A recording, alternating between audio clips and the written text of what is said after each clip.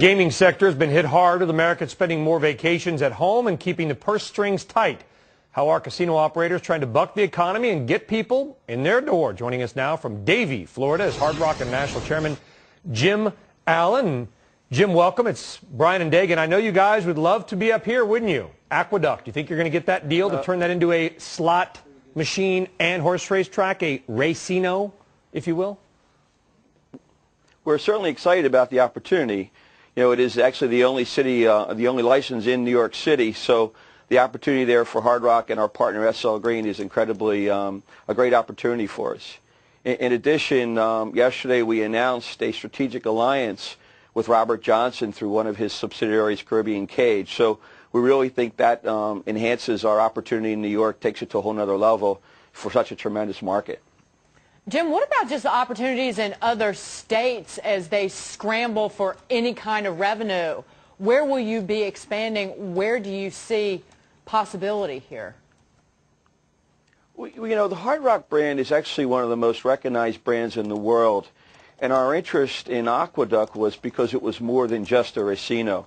We really do have a long-term vision, you know, with our partner SL Green, one of the largest owners of real estate in Manhattan, to develop a hotel, to develop entertainment districts, Hard Rock Live. So we think that that is a model that works very well for our brand.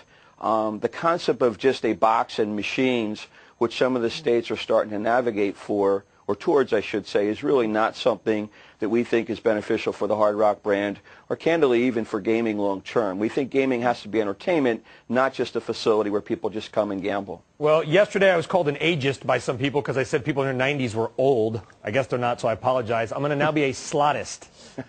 All right, whenever I go to a casino, I look at the slots. It tends to be an older player. You know, the sort of the younger people tend to be at the card tables or the craps table. When I look at the slots, it tends to be a slightly older demographic, at least anecdotally.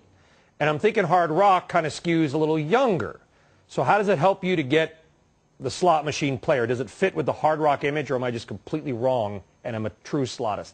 No, actually that's a really good observation. I think, number one, the Hard Rock brand has been around since 1971. So when you think of people who, what I refer to as the Monday through Friday day customer, you know, there are people who grew up with the Beatles, who grew up with Elvis, who grew up with this type of music. So we probably match that demographic as well as any brand out there.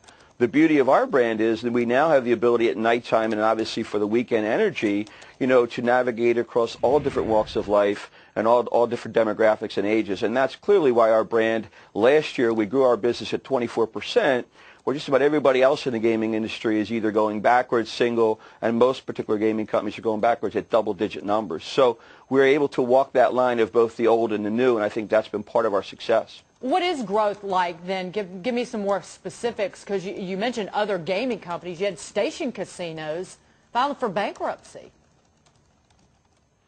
Well, I think that when you look at the gaming industry as a whole, a lot of the challenges right now are obviously related to the economy. But at the same time, about a year and a half, 2 years ago, a lot of the companies restructured, went private, and took tremendous debt on, where they took advantage of incredibly high multiples, some of the highest multiples our industry has ever seen. So I think a lot of it has to do with the balance sheets of gaming companies, but if you look at the companies that have a clean balance sheet, it is still a very profitable and very favorable business. I think as companies go through restructuring, I think you'll see that hopefully completed by towards the end of this year and early next year, and hopefully the industry will continue to grow, because it really has become a form of acceptable entertainment, not just here in the United States. Jim, we got to leave it there, but listen, thanks for coming on. Good luck with the Aqueduct proposal. We hope to see you again on Fox Business. Jim Allen, Chairman of Hard Rock International. Thanks very much. Take care.